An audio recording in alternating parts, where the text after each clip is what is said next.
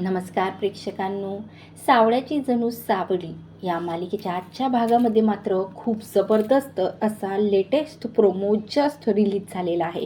आणि या प्रोमोमध्ये असं दाखवण्यात आलेलं आहे की इकडे मात्र भैरवीने आता खूप मोठा डाव साधत सावलीच्या रागापोटी आता तिच्या मुलावरती हल्ला केलेला आहे. म्हणजे की ज्या गाडीने आता इकडे सारंग आणि हा अभीर चाललेला होता पंढरपूरला वारीला, आणि इकडे मात्र प्रोग्राममध्ये ते पोहोचू नये म्हणून चक्क आता भैरवीच्या गुंडांनी त्या गाडीचे ब्रेक फेल केलेला आहे. आणि या ब्रेक फेल केलेल्या गाडीतून चक्क आता चंद्रकांतच्या रूपात विठू माऊली आता त्यांना वाचवणार आहे. खरंच या प्रोमोमध्ये नेमकं सविस्तर काय दाखवण्यात आलेलं आहे सविस्तर आपण बघूया. आणि त्यापूर्वी माझ्या चॅनलवर तुम्ही नवीन असाल तर नक्की सबस्क्राईब करा. इकडे मात्र आता पंढरपूरमध्ये पोहोचलेले असतात ते म्हणजे ओवी आणि सावली. आता इकडे मात्र कॉम्पिटिशन खूप छान अशी रंगलेली असते आणि त्याच्यात मात्र विनर बनणार की नाही सावलीला माहिती नसतं, कारण खूप तिथं आलेलं असतात, खूप जणी आलेल्या असतात गाणी म्हणण्यासाठी आणि खूप जणंसुद्धा आलेलं असतात गाणी म्हणण्यासाठी. त्यामुळे आता सावलीला माहिती नसतं. पण सावलीने खऱ्या प्रेमाने खऱ्या मनाने आता इकडे ओवीला गाणं शिकवलेलं असतं. आणि इकडे मात्र आता लगेच गाण्याचं कॉम्पिटिशन दुसरीकडे चालू, तर इकडे मात्र आता तिलोत्तमाने भैरवीवरती खूप राग काढलेला असते. आणि या रागातून आता चक्क सारंगच्या गाडीची ही भैरवी तिच्या गुंडाला सांगून आता ब्रेक फेल करते आणि तीच गाडी घेऊन आता इकडे त्यामध्ये अबीरला बसून आता तो सारंग पंढरपूरला जाण्यासाठी निघतो. आता मधातच गेल्यावर छान प्रकारे चाललेला असतो आणि मात्र 1 तास असं कॉम्पिटिशनसाठी चाललेला असतो. तेवढ्यातच अबीर बोलतो की बघ ना सुपर हिरो, मी म्हणतो की जोरात गाडी चालव ना, एवढा हळू का चालवतं तू? त्यावर आता इकडे लगेच कॉम्पिटिशन चालू होण्यासाठी 1 तासच राहिलेला आहे आणि आपण पोचायला हवं ना. त्यावर आता इकडे लगेच सारंग बोलतो की हा सुपर हिरो ना तुला पोचवणार आणि ओवीचा प्रोग्राम तू पाहू शकणार बघ. तेवढ्यातच मात्र इकडे आता अचानकपणे सारंगच्या लक्षात आलेलं असतं की गाडीचे ब्रेक फेल झालेलं आहे. आता अति स्पीडमध्ये असलेली गाडी आता कंट्रोलमध्ये करण्यासाठी सारंग जातो. तर तेवढ्यातच मात्र आता त्याच्या लक्षात आलेलं असतं की गाडीचा ब्रेक फेल झालेला आहे. तर दुसरीकडे आता मात्र अशी परिस्थिती होते की गाडी थांबत नाही. आणि तेवढ्यातच सारंग आता सावलीच्या विठू माऊलीला आवाज देतो. आणि खरंच इकडे मात्र आता गाडीचा दरवाजा उघडून मात्र अबीर खाली पडणारच तो व सारंग आता त्याचा हात पकडतो आणि त्याला जोरात आपल्याकडे ओढतो. तेवढ्यातच एका जवळच असलेल्या झाडाला आता ती सारंगची गाडी मात्र आता टक्कर मारते.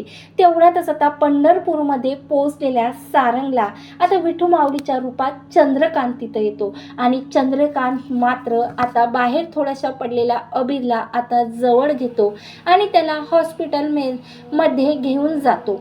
तेवढ्यात बाजूलाच असलेलं एक विठू माऊलीच्या दरबारात खूप सारे हॉस्पिटल असतात. त्याच एका हॉस्पिटलमध्ये आता सारंगला आणि इकडे अबीरचा जीव वाचवत इकडे चंद्रकांत घेऊन जातो. तेव्हा मात्र आता चंद्रकांतच्या लक्षात आलेला असतो सारंग.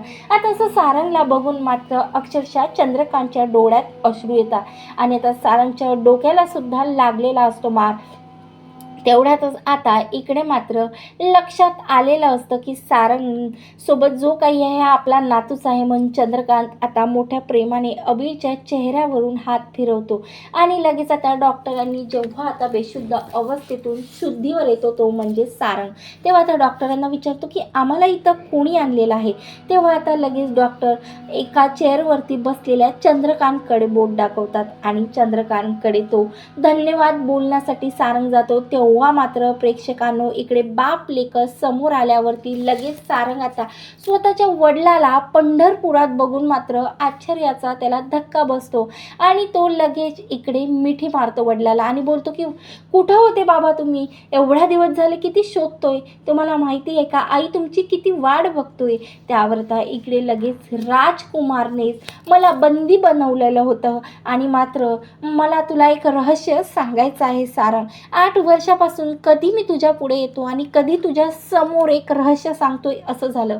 आज मात्र या विठू माऊलीच्या पंढरपुरात आज मी माझ्या मनातलं ओझं तुला 8 वर्षापासून जे सांगतो ना ते शांततेत ऐक. बघ तुला वाटते की तुझा भाऊ तुझ्यावरती खूप प्रेम करतो, पण सावली आणि तुझ्यामध्ये जे अंतर आलेलं आहे ना, ते फक्त आणि फक्त राजकुमारने आणलेलं आहे.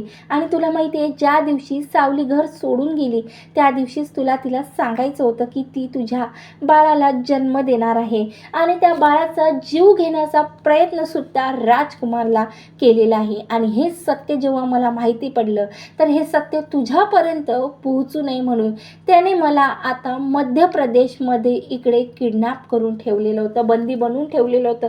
मी कसा तरी जीव वाचून इकडे विठ्ठलाच्या दरबारात आलो आणि बघ ना सारंग, विठ्ठलाने मला तुझ्याशी थेट भेट घडून आणली.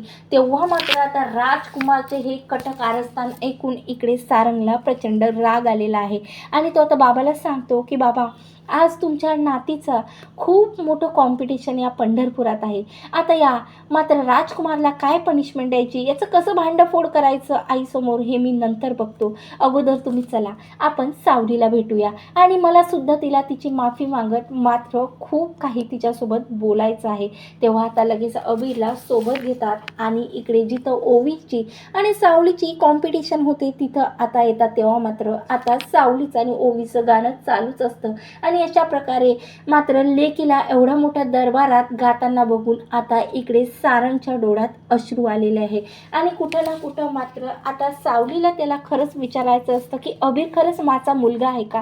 कारण एक रहस्य आता बाबांनी, त्या चंद्रकांतनी त्याला सांगितलेलं असतं की जेव्हा सावली तुला सोडून गेली तेव्हा ती प्रेग्नेंट होती. तेव्हा मात्र आता कधी सावलीशी तो बोलतो ना, असं त्याला वाटतं सारंगला.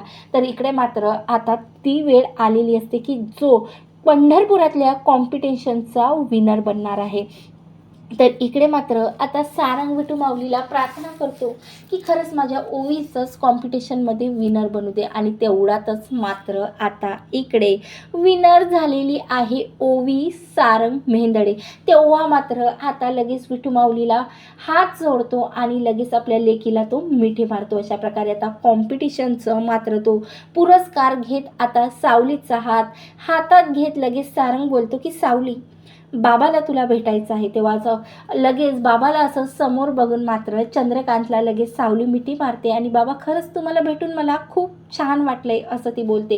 तेव्हा आता लगेच चंद्रकांत सावलीचा हातात घेत बोलतो की बाळा, मला माहिती आहे, मी राजकुमारचं मोबाईलवरती ऐकलेलं होतं की तू ज्या दिवशी हे घर सोडून गेलेलं होतं त्या दिवशी तुला दिवस गेले होते. आणि सांग ना, खरंच हा अबीर जो काही आहे तो माझाच नातू आहे ना सावली.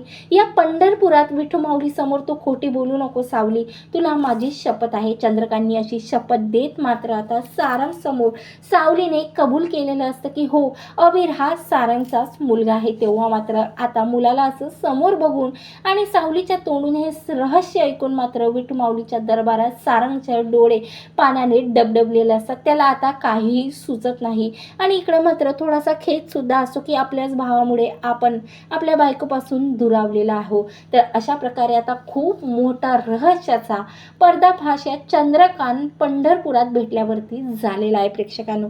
आणि आता मात्र इकडे आता चंद्रकांत स्वतः तिलोत्तमाला आता राजकुमारचे कारनामे सांगत आता मेहेंदड्यांच्या घरा पुन्हा वादळाला आमंत्रण देणार आहे. तर बघत रहा सावळ्याची जणू सावली मालिका आणि असेच अपडेट जाणून घेण्यासाठी आता चॅनलला सबस्क्राईब करा, व्हिडिओला शेअर करा आणि लाईक करा. धन्यवाद. जय गजानन.